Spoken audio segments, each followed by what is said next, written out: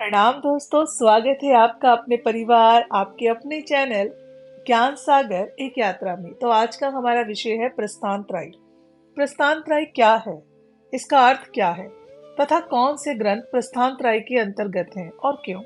आज हम इस विषय पर विस्तार से जानेंगे। प्रस्थानत्रय सनातन धर्म का वह भाग है जो किसी सिद्धांत को सिद्ध करता है।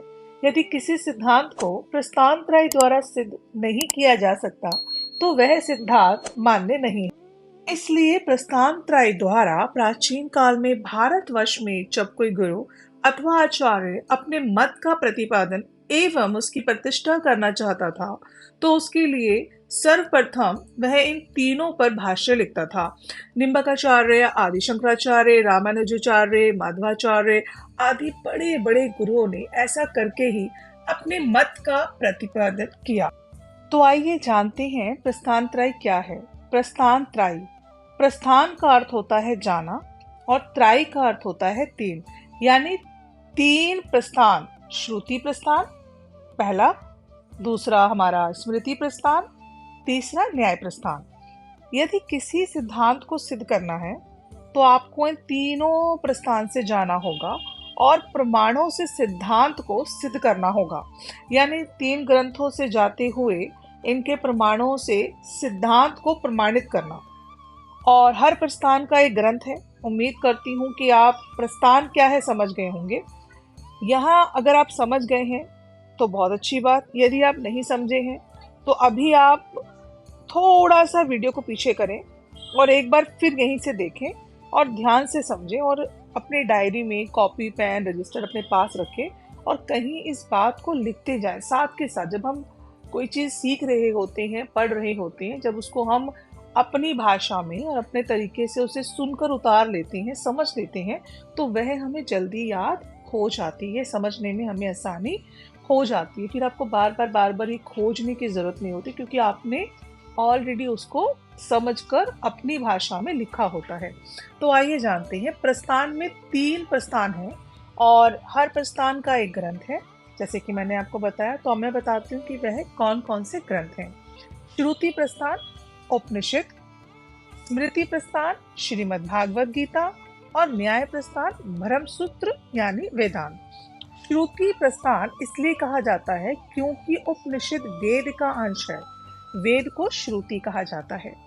पहले लेख की कोई ऐसी परंपरा नहीं थी, इसलिए सुनकर ज्ञान को प्राप्त किया जाता था और दिमाग में ऐसे एक एक चीज बैठ जाती थी कि आप कभी भूल ही नहीं पाएंगे। वेद पहले लिपिबद्ध नहीं थे। भगवान से मनुष्य तक सुनते हुए वेद गुरु शिष्य परंपरा अनुसार आए, इसलिए वेद को श्रुति कहते हैं। यानी कि पहले मनुष्य ने जो है भगवान से सुना, उसके बाद कुछ लोग इसमें बहुत आगे बढ़ गए तो उन्होंने एक पदवी जिसे बोलते हैं हासिल कर ली और हमारे समीप हमारे गुरु बनकर, हमारे मार्गदर्शन बनकर हमारे सामने आए और उन्होंने फिर अपने शिष्यों को ये परंपरा देना शुरू किया।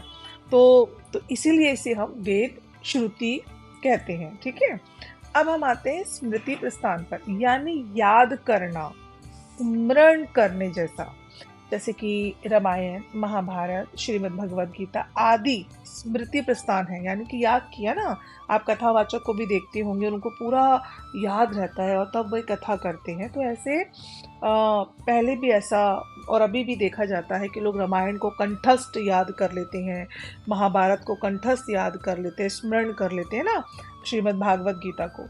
तो श्री कृष्ण कहते हैं, श्रीमद् भागवत गीता को जिसने स्मरण कर लिया, समझ लिया, उसे दूसरा कोई ग्रंथ पढ़ने की आवश्यकता ही नहीं है, क्योंकि सभी उपनिषदों का सार है श्रीमद् भागवत गीता। इसलिए श्रीमद् भागवत गीता को स्मृति प्रस्थान में रखा गया है। तो इतना आप समझ गए।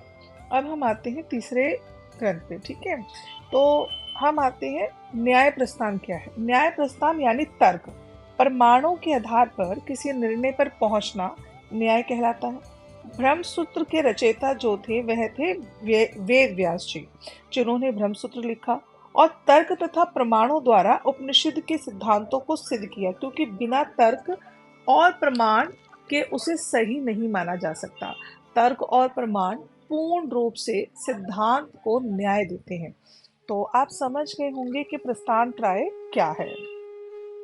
इसको आप बहुत आसानी से इस प्रकार भी लिख सकते हैं, श्रीमद् भागवत गीता, ब्रह्म सूत्र तथा उपनिषदों को सामूहिक रूप से प्रस्थान त्रय कहा जाता है, जिनमें प्रवृत्ति और निवृत्ति दोनों मार्गों का तत्विक विवेचन है। ये वेदांत के 3 मुख्य स्तंभ माने जाते हैं। इनमें उपनिषदों को श्रुति प्रस्थान, भागवत गीता को स्मृति प्रस्थान और ब्रह्म सूत्र को न्याय प्रस्थान कहते हैं। उम्मीद करती हूँ आपको यह वीडियो अच्छा लगा होगा और आप बहुत ही मैंने सरल तरीके से वैसे समझाया है आपको प्रस्थान त्रय के विषय में। तो उम्मीद करती हूँ कि आप इस चैनल के साथ, इस परिवार के साथ यूं ही बने रहेंगे और अच्छे ज्ञान को प्राप्त करने के लिए आप इस चैनल को सब्सक्राइब करेंगे और ताउम्र पूरी जिंदगी के लिए आप और हम एक साथ जुड़ जाएंगे और इस ज्ञान को और आगे तक पहुंचाएंगे। तो वीडियो को शेयर करना ना भूलें।